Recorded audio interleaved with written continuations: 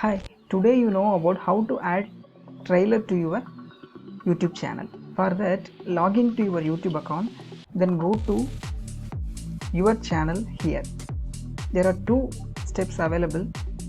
methods available to add your channel trailer. This is our home page before uploading a channel trailer. For add your channel trailer, click the customize channel here.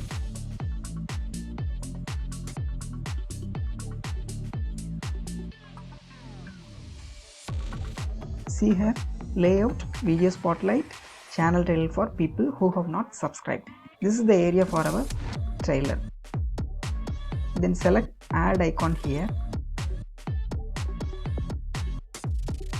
I'm already published my trailer in my channel, so I select my video for the trailer.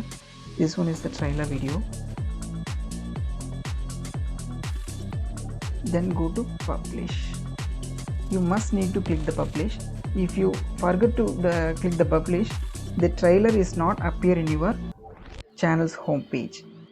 After that, view channel for checking the trailer is working or not. Yeah, the channel trailer was successfully added. The trailer also running here. Okay, this is the first method. The second method I will show you. For the second method, go to the right side corner and click your channel icon and go to YouTube Studio.